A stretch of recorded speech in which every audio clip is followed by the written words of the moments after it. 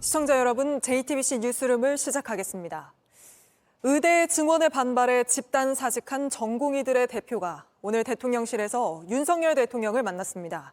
7주나 이어진 의료 공백 사태를 해결할 출발점이 될 수 있을지 관심이 집중됐는데 대통령실은 2시간 20분가량의 면담이 끝난 뒤 전공의의 입장을 충분히 존중하기로 했다고 밝혔습니다. 하지만 실마리가 풀리진 않은 걸로 보입니다. 전공의 단체 대표는 조금 전 대한민국 의료의 미래는 없다는 부정적인 입장을 언론에 전해왔습니다. 먼저 강나연 기자입니다. 박단 대한전공의협의회 비대위원장은 오늘 오후 용산 대통령실을 방문해 윤석열 대통령과 2시간 20분가량 대화를 나눴습니다. 대통령실은 대통령과 박 위원장은 전공의 처우와 근무 여건 개선에 관해 의견을 교환했다고 했습니다. 또 향후 의사 증원 등을 포함한 의료개혁을 논의할 때 전공의 입장을 존중하기로 했다고 했습니다. 하지만 그 외엔 구체적 내용은 공개하지 않았습니다. 박 위원장은 만남 직전 대의원 내부 공지를 통해 행정부 최고수장을 만나 전공의 의견을 직접 전달하는 것에 의의를 둔다며 2,000명 증원 백지화 등이 포함된 기존 요구는 변함이 없고 이에 벗어나는 밀실 합의도 없다고 강조했습니다. 지난 2월 집단 사직 당시 전공의 단체는 증원 백지화와 의료사고 부담 완화, 열악한 수련 환경 개선 등 7가지 요구사항을 내놓은 바 있습니다. 박 위원장은 대화 결과를 공개하고 최종 결정은 전체 투표로 하겠다면서 만약 요구가 받아들여지지 않으면 원래 하던 대로 다시 누우면 끝이라고도 했습니다. 그러나 일부 전공의들 사이에선 비대위가 독단적으로 결정한 게 아니냐는 반발이 나왔습니다. 사직 전공의 유혹하다 씨는 성명서를 통해 전공의와 의대생 다수의 뜻은 정부가 신뢰할 만한 조치를 보이지 않으면 테이블에 앉지 않겠다는 것이라며 언론 비공개를 요청한 것도 이해할 수 없는 밀실 만남이라고 비판했습니다. 이런 가운데 박 위원장은 조금 전 취재진에게 대한민국 의료의 미래는 없다는 입장을 밝혔습니다. JTBC 강나현입니다. 네, 뉴스룸이 끝나기 전에 전공의 단체 측의 구체적인 입장이 나오면 바로 전해드리도록 하겠습니다. 네, 이렇게 의료계와 정부가 접점을 찾지 못하고 있는 가운데 전봇대에 깔린 70대가 받아주는 병원을 찾아 헤매다 숨진 사실이 뒤늦게 알려졌습니다. 한계에 내몰린 환자들의 고통도 극에 달하고 있습니다. 계속해서 정영재 기자입니다.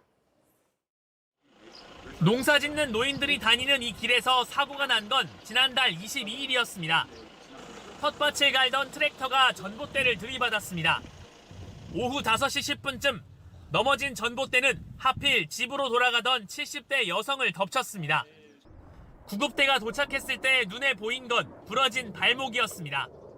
그때 여기서 119에 실려갈 때는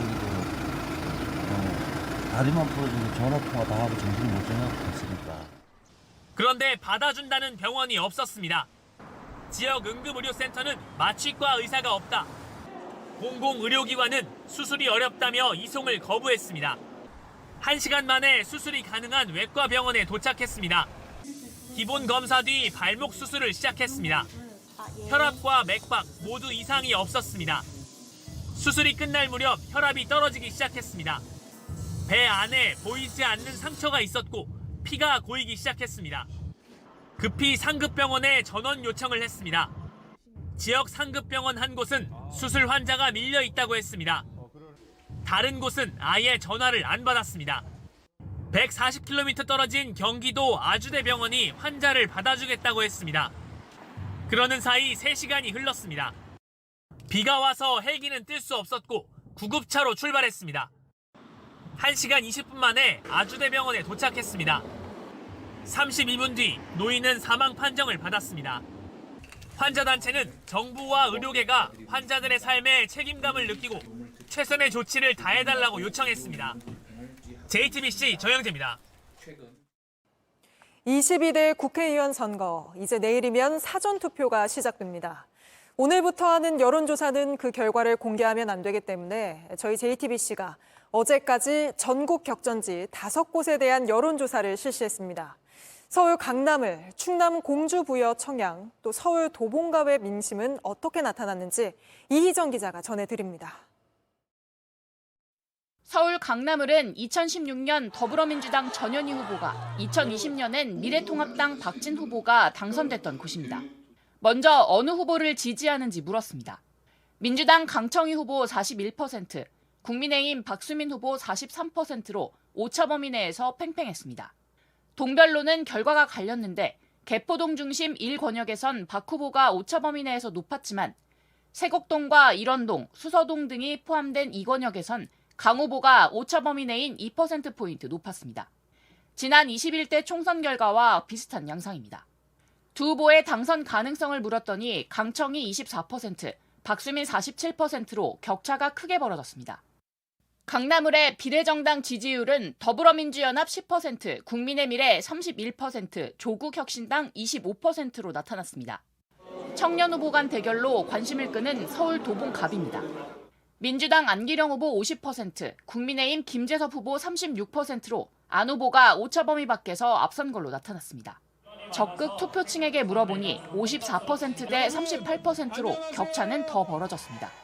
특히 도봉갑에서는 정부 견제론이 49%로 지원론보다 높았습니다.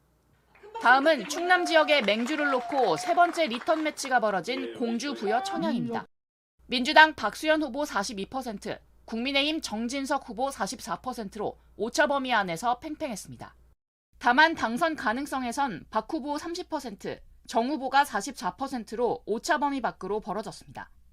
정부 지원론은 44%로 정부 견제론 38%보다 오차범위 내인 6%포인트 높은 것으로 조사됐습니다. JTBC 이희정입니다. 사전 투표를 하루 앞두고 뜨거운 관심을 받고 있는 지역구, 바로 부산 수영입니다. 장해찬 후보가 무소속으로 완주하면 보수 표심이 갈라져 민주당 후보가 이기는 거 아니냐 하는 말이 나오는 곳이죠. 민심은 과연 어떻게 나타났을지 최진기 기자가 전해드립니다. 부산 수영은 보수 성향 후보 2명과 민주당 후보 1명이 3파전을 벌이고 있습니다. 누구를 지지하느냐고 물었더니 민주당 유동철 35%, 국민의힘 정현욱 27%로 두 후보가 오차범위 내 경합 중인 걸로 나타났습니다. 무소속 장해찬 후보는 23%로 나타났습니다. 보수 성향 후보 2명의 지지세를 합치면 50%로 민주당 후보를 앞섭니다. 실제 이 지역에서 정부 여당을 지원하기 위해 국민의힘 후보가 당선돼야 한다는 응답은 과반에 육박합니다. 하지만 정부 견제론 응답자 중 86%는 민주당 후보를 지지하겠다고 한 반면 정부 지원론 응답자는 정현욱 후보 51%, 장해찬 후보 42%로 나뉘었습니다. 보수 표심이 갈라지면서 민주당 후보에게 유리한 상황이 된 겁니다. 보수 단일화를 놓고 신경전이 벌어지고 있는 이유인데 장 후보는 후보 단일화를 제안했지만 정 후보는 거부 의사를 밝혔습니다. 역시 3파전이 벌어지고 있는 서울 동작갑은 다른 양상을 보이고 있습니다. 현역 의원인 민주당 김병기 후보가 국민의힘 장진영 후보와 새로운미래 전병헌 후보를 오차범위 밖에서 앞서고 있습니다. 전 후보는 이 지역에서 3선을 지냈고 민주당을 탈당해 새로운미래 후보로 출마했지만 아직까지는 승부에 큰 변수가 되지 못하고 있습니다. JTBC 최승기입니다. 여론 읽어주는 기자, 여기 2024 류정화 기자와 좀 더 짚어드리겠습니다. 자, 류 기자, 이게 저희가 총선 전에 시청자 여러분들께 공개할 수 있는 마지막 여론조사 결과잖아요.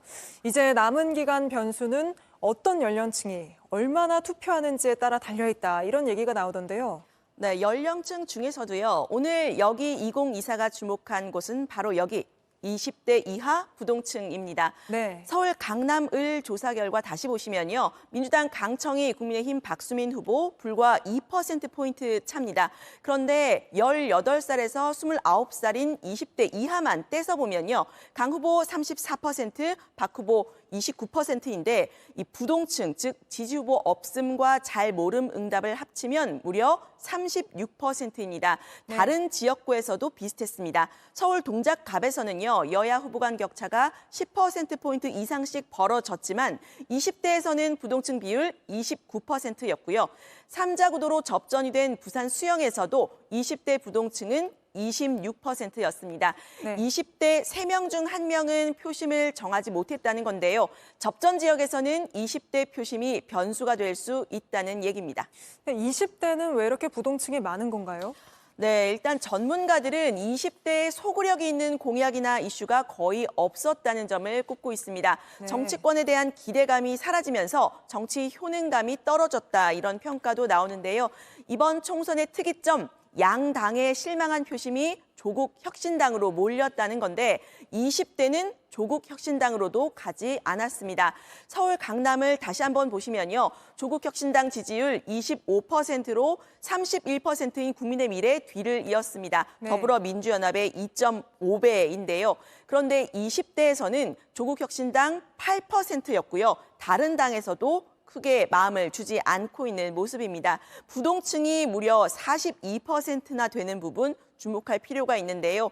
20대 표심을 잡기 위한 정치권의 세심한 접근이 필요해 보입니다. 네, 20대 말고 다른 세대의 투표율도 한번 들여다볼까요? 네, 50대와 70대 이상의 투표율도 주목할 지점입니다. 저희 조사에서는 부산 수영을 제외하면 50대에서 민주당 지지 과반이 넘었고요. 70대 이상에서는 보시는 것처럼 60에서 70% 비율로 국민의힘 후보를 지지하는 것으로 나타났습니다. 이번 총선의 선거인 수는 50대가 19.7%로 70대 이상보다 170만 명 정도 더 많은데요. 네. 반면 4년 전 총선과 지금 비교를 해보면 50대는 6만 명 늘었지만 70대 이상은 84만 명이 늘었기 때문에 이 증가 폭은 70대 이상이 더 큽니다. 뚜렷한 쏠림이 없는 세대에서는 현재 이 정권 심판론에 가려져 있는 샤이 보수가 얼마나 있느냐, 이 부분이 결과에 영향을 미칠 수가 있습니다. 오늘 보도와 관련한 자세한 사항은 중앙선거 여론조사심의위원회 홈페이지를 참고해 주시면 됩니다. 네, 알겠습니다. 오늘은 여기까지 짚어보겠습니다. 오늘부터 저희가 하는 여론조사 결과는 총선 날 개표 방송 당일에 또 전해드리도록 하겠습니다. 네, 선거전이 막바지로 접어들고 있습니다. 후보들은 한 표라도 더 얻기 위해 갖가지 방식을 동원하고 있는데 노래를 부르고 소품을 동원하고 운동한 몸을 공개하기도 합니다. 이색 선거운동 모습 먼저 보시고 오늘 선거전 상황 전해드리겠습니다. 김재현 기자입니다. 조선시대 죄수를 실어 나르던 수레 함거가 선거 차량 위에 등장했습니다. 정운천 국민의힘 전주을 후보는 정권에 분노하는 시민들에게 속죄한다는 의미로 함거에서 유세를 이어가고 있습니다. 그 책임을 지고 용서를 비는 마음으로 이 함거 속에 들어가서 삭발을 하고 큰 절을 올리고 혈서까지 씁니다. 더불어민주당 부산 후보들이 지난주 큰 절을 올리자 오늘은 국민의힘 부산 후보들도 큰 절을 올렸습니다. 녹색정의당 후보들도 다시 한번 기회를 달라며 큰 절을 올립니다. 이광재 민주당 성남 분당갑 후보의 유세 차량은 공연장을 방불케 합니다. 후보를 응원하는 아마추어 파페라 가수들이 함께하는 건데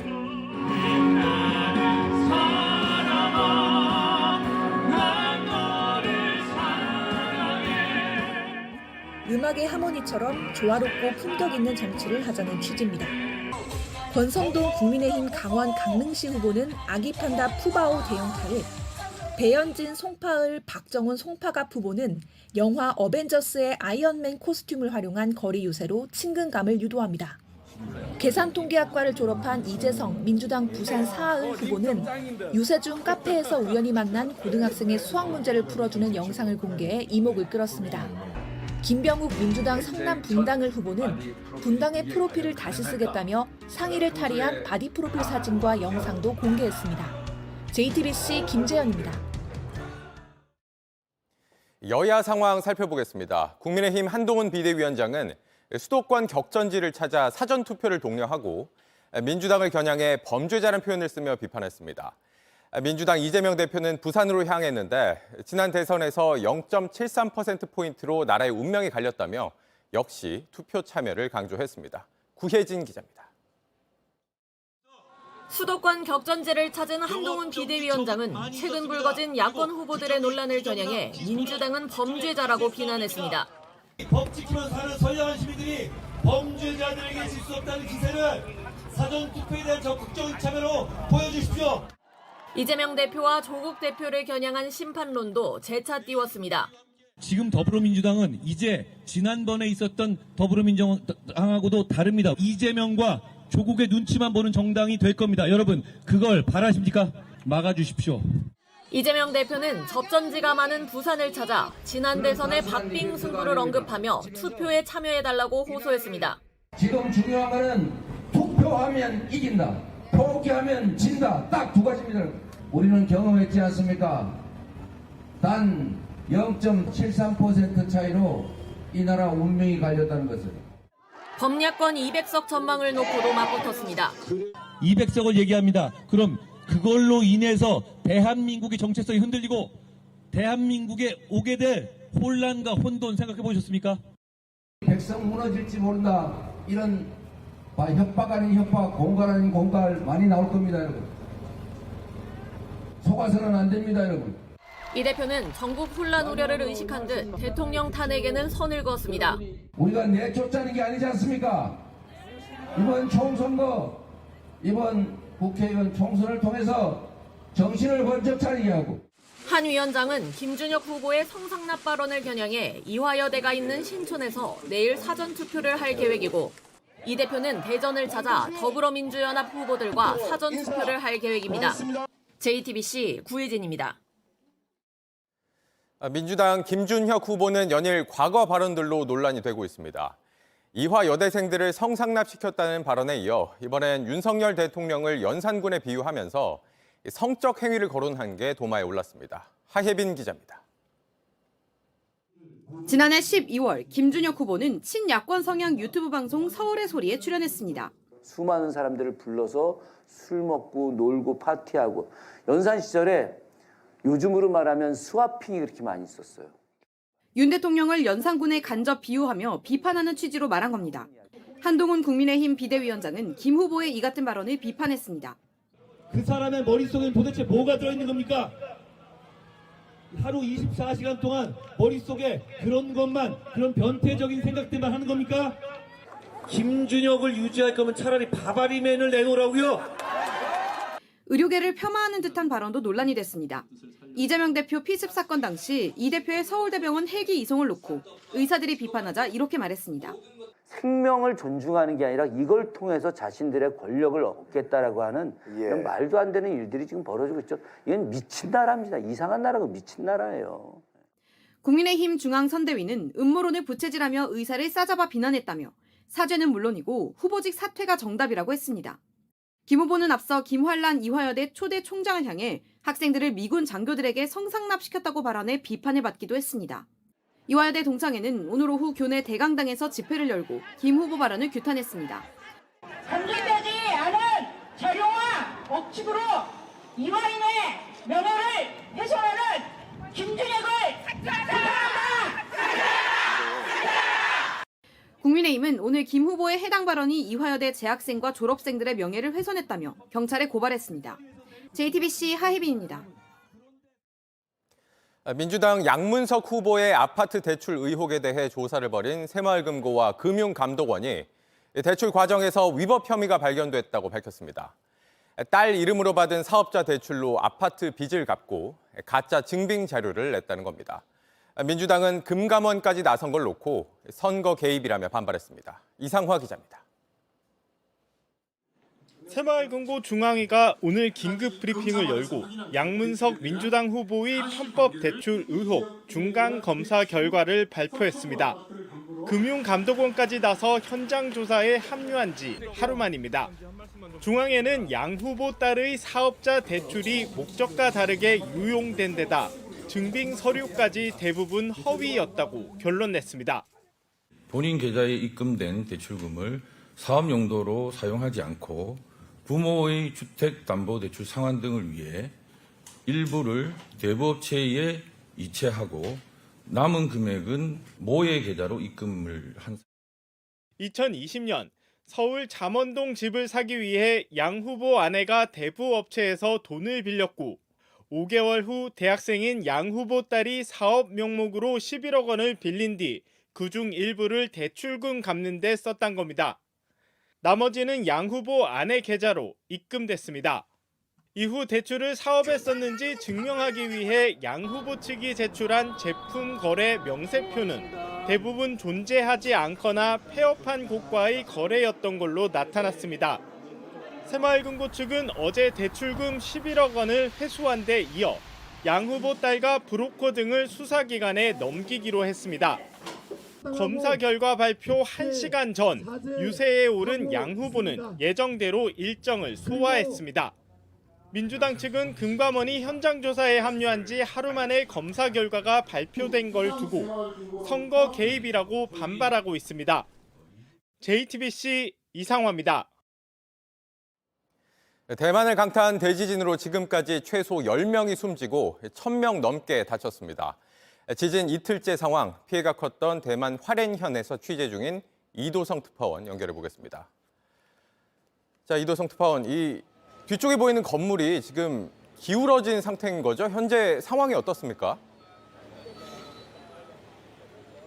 네, 이곳은 이 화롄현 중심에 있는 이 텐왕싱 빌딩 앞입니다.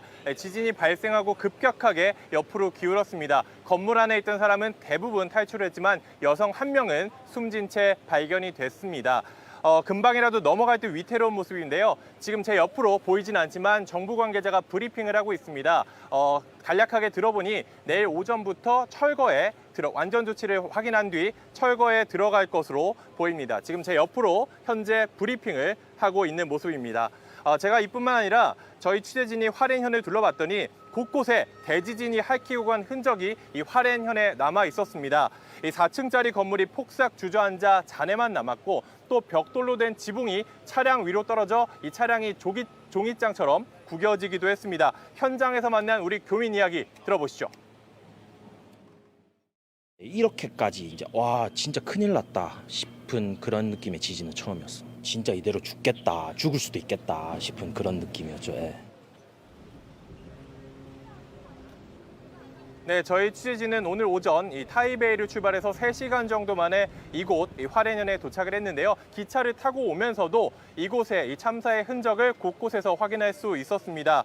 이 지진이 발생한 이 타이르거 국가공원은 이 구석구석이 손톱 위로 긁힌 듯 이 속살을 드러냈고 여전히 또 흙이 쏟아지면서 먼지가 있는 모습도 확인할 수 있었습니다. 기차를 타고 이동하는 동안에도 지진이 발생했습니다. 그래서 기차가 철로 중간에 멈추기도 했는데요. 이 안내 방송을 통해서 규모 4 정도의 지진이 발생을 해 운행을 정지한다라는 이런 안내 방송이 나왔습니다.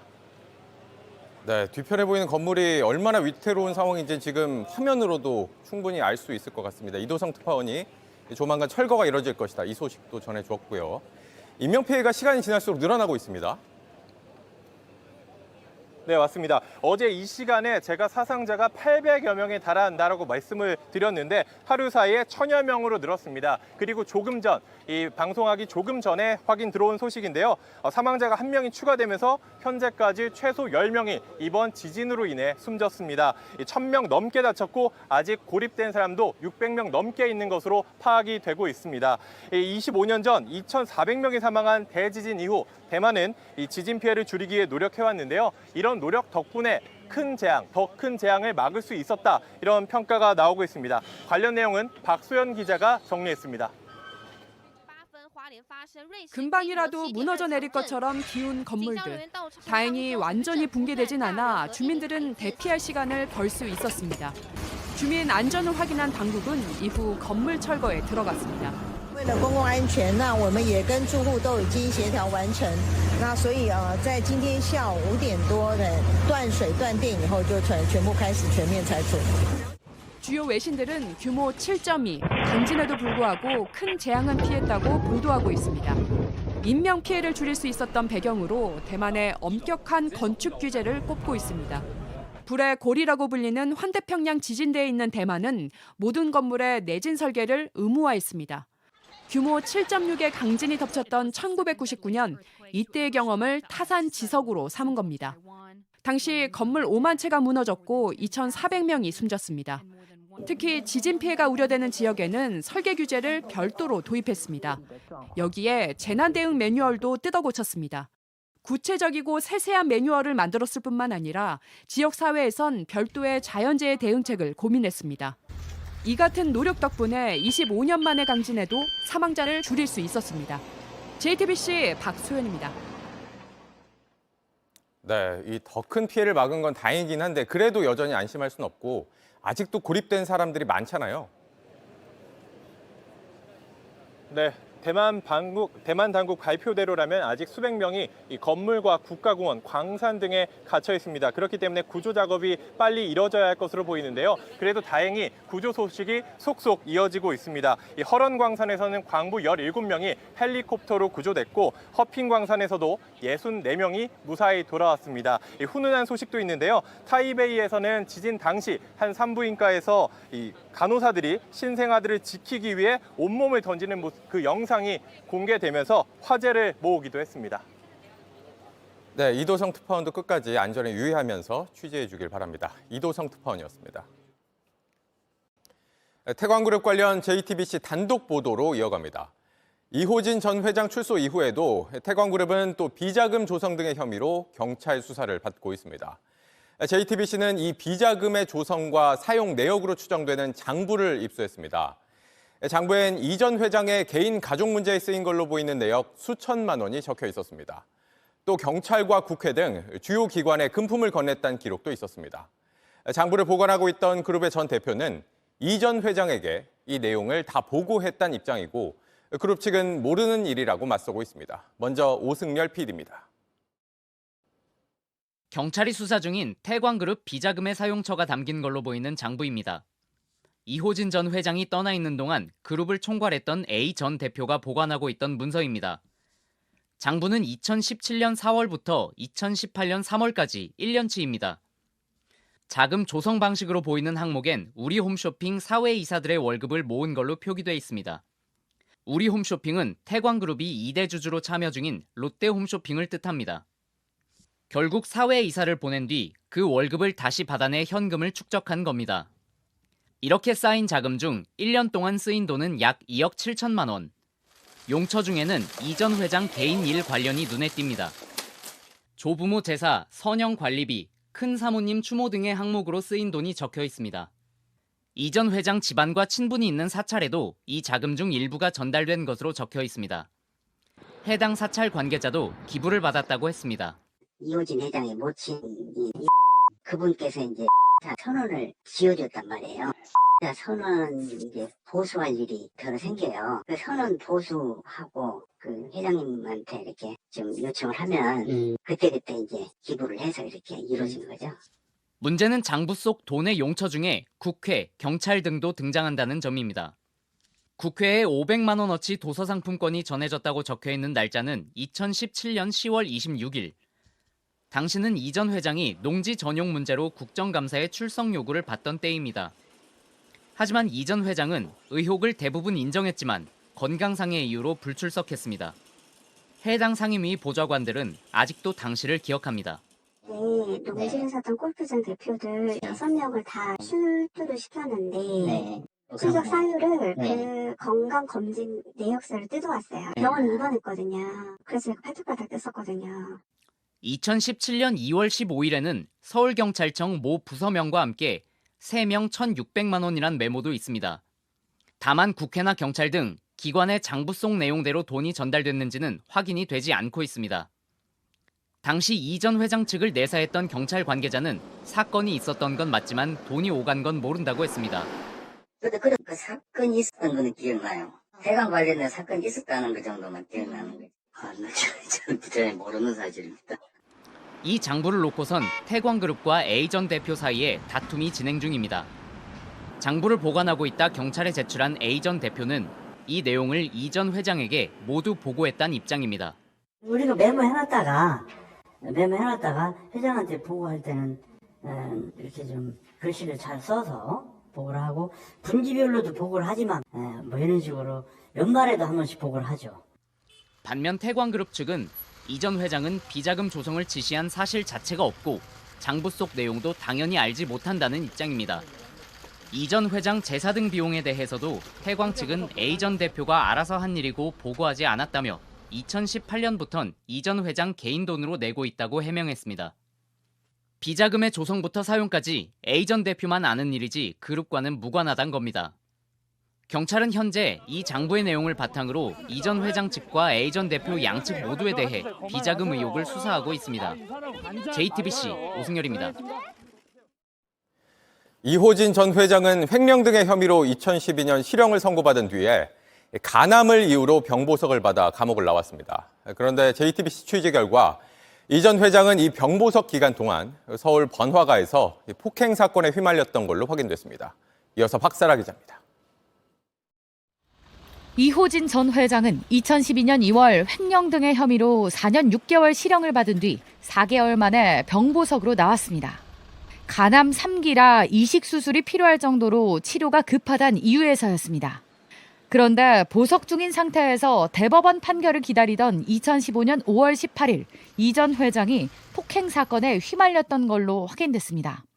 JTBC 취재 결과 이 전 회장은 이날 늦은 저녁 이태원의 한 골목길에서 주차를 두고 시비가 붙어 합의금을 주고 사건을 마무리했습니다. 당시 현장에 있었던 지역 주민은 평소에도 인근에서 벌어지는 일들을 기록해두곤 했는데 해당 사건 피해자의 이름도 이 기록 속에 있었습니다. 그런데 당시 사건이 왜 벌어졌는지, 어떻게 마무리되는지를 놓고선 입장이 엇갈립니다. 태광그룹 A 전 대표는 입건되지 않고 사건을 무마하기 위해 경찰에 금품을 건넸다고 주장합니다.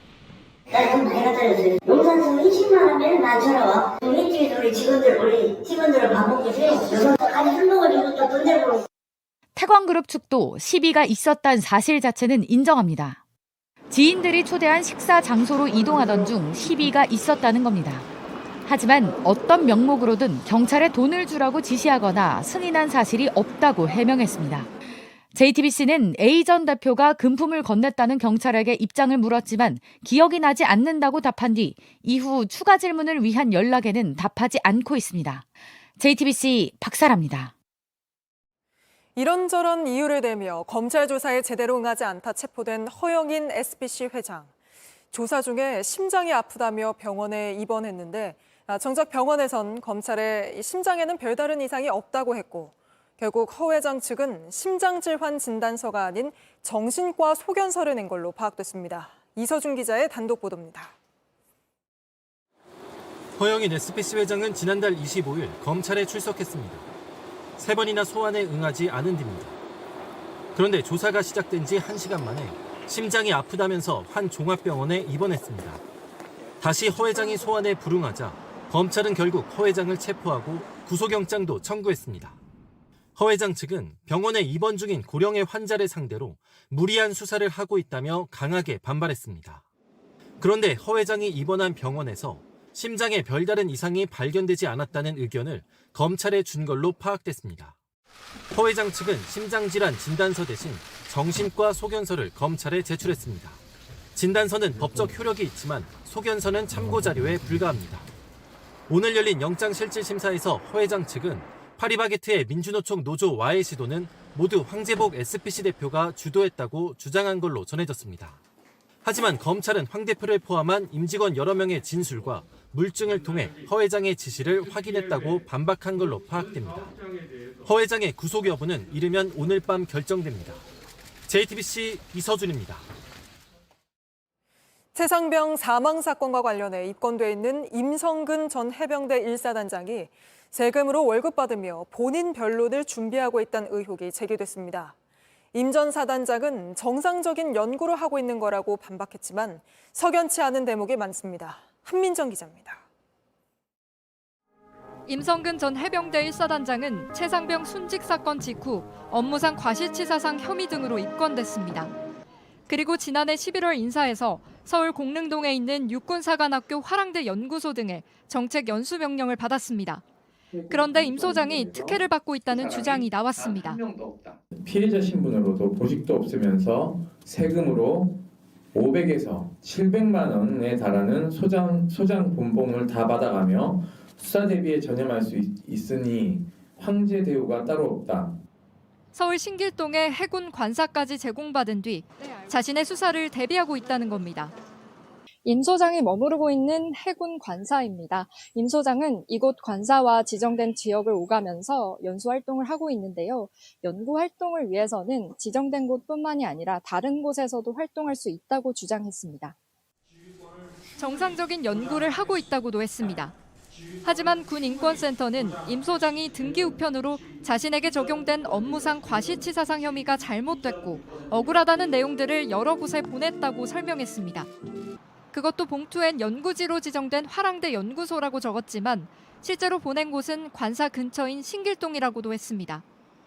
특히 임 소장은 시민단체와 언론의 왜곡 보도 등에 대해서도 연구하고 있다고 했습니다. 군인권센터는 국비로 자신의 변론을 연구하는 것이라고 다시 반박했습니다. 해병대 사령부는 정책 연수는 정상적이었고 관사 제공도 특혜가 아니라고 설명했습니다. JTBC 한민정입니다. 성전환 수술 후 강제전역 처분을 받고 세상을 등진 고 변희수 하사가 사망 3년 만에 순직을 인정받았습니다. 앞서 육군은 2022년 일반 사망으로 결정 내렸는데 1년 4개월 만에 뒤집힌 겁니다. 국방부 관련 심의위원회는 강제전역 처분으로 발병한 우울증이 사망의 주된 원인이라며 순직을 결정했습니다. 순직이 인정됐기 때문에 이제 유족이 원하면 국립묘지에 안장될 수 있고 심사를 거쳐 유공자로도 인정받을 수 있습니다. 지난해 사흘간의 탈주국을 벌였던 김길수가 징역 4년 6개월을 선고받았습니다. 숟가락을 일부러 삼키고 병원에서 치료를 받다 도주했었는데 재판부는 죄질이 좋지 않다고 지적했습니다. 연지환 기자입니다. 한 남성이 옷가게 안을 돌아다닙니다. 옷을 사고는 유유히 사라집니다. 지난해 11월 4일 플라스틱으로 된 숟가락 손잡이를 삼킨 뒤 병원에서 치료를 받다가 달아난 탈주범 김길수입니다. 김길수는 돈 세탁을 의뢰하는 것처럼 꾸민 뒤 돈가방을 들고 온 사람에게 최루액을 뿌리고 7억 4천만 원을 훔쳐 달아난 혐의로 구속돼 있었습니다. 도망친 뒤에는 서울 노량진과 경기 양주 등에서 노숙을 하며 숨어 지내다 택시를 타고 갔던 의정부에서 60시간 만에 덜미를 잡혔습니다. 저 탈주 언제부터 계획하신 건가요? 계획 안 했어요.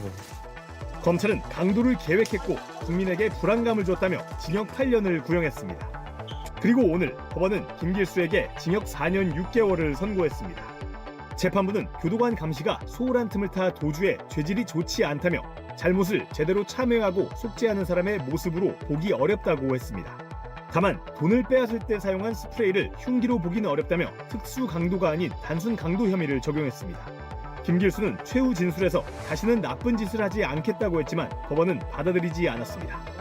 JTBC 연지환입니다. 주택가에서 마약을 만들어 판 러시아 마약 조직원들이 경찰에 붙잡혔습니다. 중독되면 사람을 물어뜯을 정도라 좀비 마약으로 불리는 신종 마약을 직접 투약하기도 했는데 윤정조 기자가 보도합니다. 방 안에 남성 3명이 널브러져 있습니다.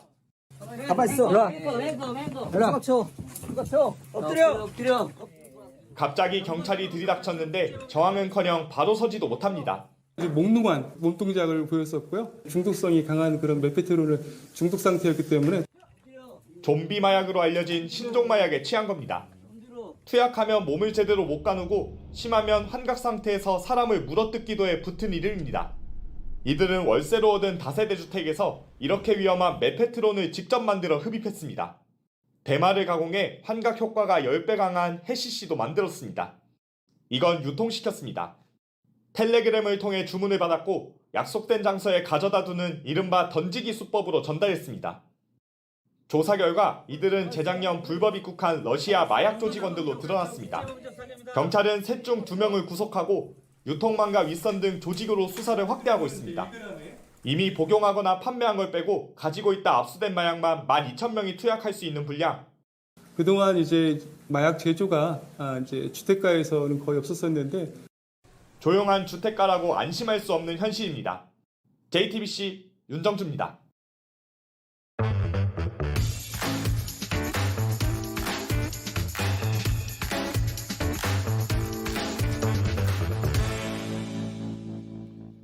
네, 돌비뉴스 시작합니다. 이성대 기자 나와 있습니다. 첫 번째 볼까요?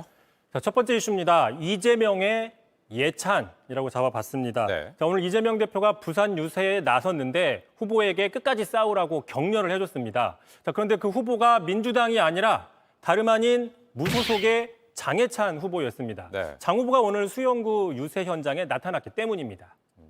뭐 유세 현장에 나타났다는 건 서로 마주쳤다는 얘기입니까? 그렇습니다. 그런데 이게 우연히 마주친 게 아니라 계획적인 일정입니다. 자, 이재명 대표 오늘 유세가 12시 40분이었는데 그보다 26분 빠른 12시 16분에 장해찬 후보가 자신의 SNS에 맞불 유세를 하러 가겠다라고 얘기를 했습니다. 경기도 네. 법카 유용 의혹을 폭로했던 제보자와 같이 가겠다라고 얘기를 했으니 의도적으로 일정을 잡은 셈이죠. 그러니까 마주친 게 아니라 찾아간 그렇습니다. 자, 그 상황 한번 보고 가겠습니다. 네. 이재명은 여기로 와서 우리 조명 의원에게 사과하라! 사과하라!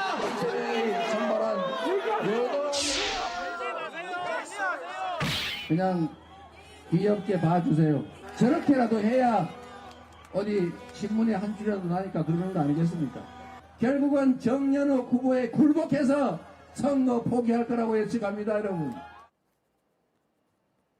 네, 저희도 다루게 됐네요. 그렇습니다. 장 후보는 뭐라고 얘기를 했습니까?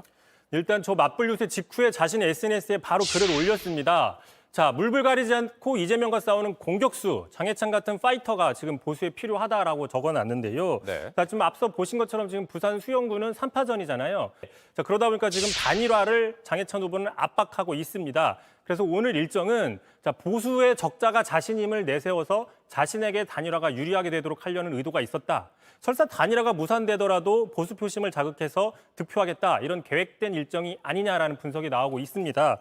자, 반면 다만 국민의힘에서는 지금 장 후보가 공천 취소되자 탈당해서 무소속으로 출마한 상황이기 때문에 장 후보가 선거를 포기하면 자동으로 단일화가 된다라고 신경전을 벌이고 있습니다. 네, 그렇군요. 이게 국민의힘에서는 이게 정연욱 후보, 이렇게 무소속 장해찬 후보 표가 갈리는 상황이다 보니까 이재명 후보가 좀 여유가 있었던 표정이 그렇죠. 좀 보였죠. 예, 반대로 민주당 입장에서는 단일화가 되면 상당히 불리해지는 상황이죠. 그런 마음을 이재명 대표가 담아서 이렇게 얘기를 했는데 한번 보고 가시죠. 네.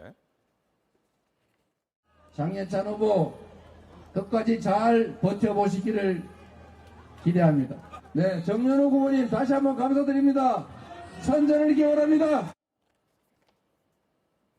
네, 이 지역 상황은 마지막까지 좀 지켜봐야 될 것 같습니다. 다음 이슈 볼까요? 자, 두 번째 이슈는 인유한, 이번엔 빈라덴. 자, 국민의 미래 인유한 선대위원장이 이렇게 이야기를 했습니다. 오늘 한 유튜브 방송에 출연해서 민주당은 가짜 틀, 그러니까 프레임과 거짓말을 진짜처럼 밀고 나가면서 국민들을 현혹시키고 있다. 재주꾼들이다. 뭐 배울 점은 아니겠지만 그런 능력치들은 마치 빈라덴과 비슷하다라고 이야기를 했습니다. 오사마 빈라덴. 그렇습니다. 오사마 빈라덴이죠.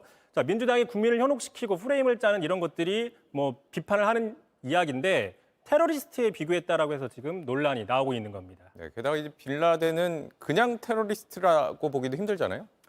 9.11의 주역이었죠. 네. 자, 그러니까 이제 설사 거짓말을 잘한다 민주당이 또는 국민을 현혹한다 할지라도 뭐 피노키오다, 사이비다 이렇게 비교하면 적절할 수 있는데 빈라덴이다 하니까 무슨 의미지라고 바로 와닿지 않는 측면들이 없지 않습니다. 네. 그래서 빈라덴 비유를 어떤 맥락에서 썼는지 직접 한번 물어봤는데 물어봤습니까? 예, 네. 지금 유세 중이라 바쁘다라고 구체적인 답변은 하지 않았습니다. 네. 참고로 아까 보신 것처럼 틀, 프레임인데 보통 흔히 프레임이라고 얘기를 하지 않습니까? 프레임을 씌운다고. 하지만 인 위원장은 프레임이라는 표현을 쓰지 않겠다고 했습니다. 왜 그런지 한번 들어보겠습니다. 작전 자체가 프레임이에요 또. 예. 난 그 영어니까 잘 안 쓰려고 와꾸라고 그럽시다. 그 일본어 그것도 아니에요? 일본어구나. 예. 뭘 써야 되나? 그래서 틀. 네. 예. 네, 인요한 위원장이 저렇게 발언 때문에 좀 도마에 오르는 경우가 많은 것 같아요. 그렇습니다. 최근에 그 여러 발언들이 주목받으면서 이슈가 되고 있는데요. 대표적으로 지금 이런 얘기를 했었죠. 자, 김건희 여사 의혹 제기가 되자 마피아도 부인은 건드리지 않는다라고 얘기를 했습니다. 자, 그러자 곧바로 조국 대표가 사실이 아니라고 비판을 했습니다. 또 어제 오늘 이런 얘기도 있습니다. 윤 대통령이 정이 너무 많아서 큰일이다. 다만 한국 사람들이 몰라주고 있다라고 얘기를 했는데 자, 이건 어느 정도 사실인 측면이 있습니다. 자, 왜 그러냐? 윤 대통령이 직접 이렇게 얘기를 했기 때문입니다. 자, 그 장면 한번 보고 가겠습니다. 네. 저도 마찬가지고 대통령이나 대통령 부인이 어느 누구한테도 이렇게 박절하게 대하기는 참 어렵습니다. 네, 여기까지 듣겠습니다. 이성대 기자였습니다. 내일부터 이틀간 총선 사전 투표가 시작됩니다. 신분증만 있으면 전국 어디서든 가까운 투표소에서 투표할 수 있습니다. 강희연 기자가 설명해 드립니다. 사전투표 당일 어떻게 투표하면 되는지 제가 미리 보여드리겠습니다. 사전투표는 오전 6시부터 오후 6시까지 전국 읍면동에 설치된 사전투표소 어디에서나 가능합니다. 투표장에 들어가면 이렇게 여권과 주민등록증 같이 본인의 신원을 증명할 수 있는 신분증을 제시해야 합니다.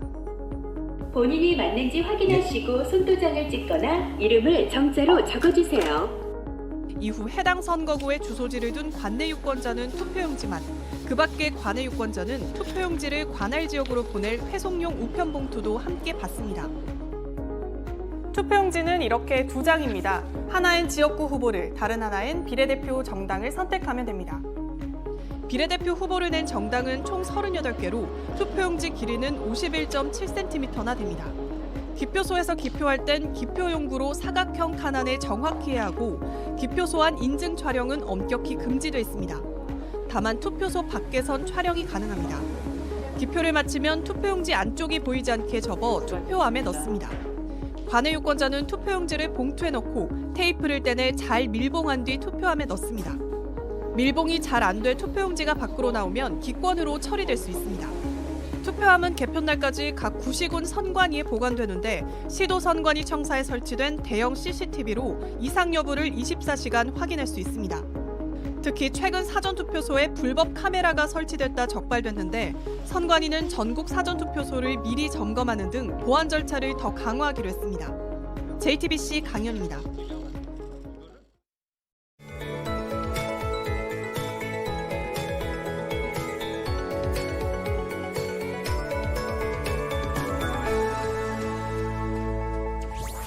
거리를 거닐 때마다 활짝 핀 벚꽃들이 시선을 사로잡고 있습니다. 오늘은 절기상 하늘이 차츰 맑아진다는 청명이었는데요. 그 의미와는 다르게 종일 흐린 하늘을 보였습니다. 그래도 연분홍빛 꽃들이 도심 곳곳에 환하게 비춰줬는데요. 서울의 벚꽃은 이번 주말 절정에 달하겠습니다. 반면 서쪽 지역은 비구름이 자리하고 있는데요. 저녁에 들어서면서 내륙 지역부터 차츰 그치고 있지만 곳곳에는 새벽까지 이어지는 곳이 있겠고요. 5에서 10mm가량 더 내리겠습니다. 내일 오후부터는 맑은 하늘 드러나겠고요. 공기질도 무난하겠습니다. 아침 기온은 10도 안팎으로 출발하겠습니다. 낮 동안에는 서울 18도로 오늘보다 2도 정도 낮겠지만 그 밖의 지역은 대부분 기온이 오르겠습니다. 당분간 쾌청한 날들이 이어지겠고요. 봄 햇살이 따스하겠습니다. 날씨였습니다. 뉴스룸 저희가 준비한 소식은 여기까지입니다. 시청해주신 여러분 고맙습니다.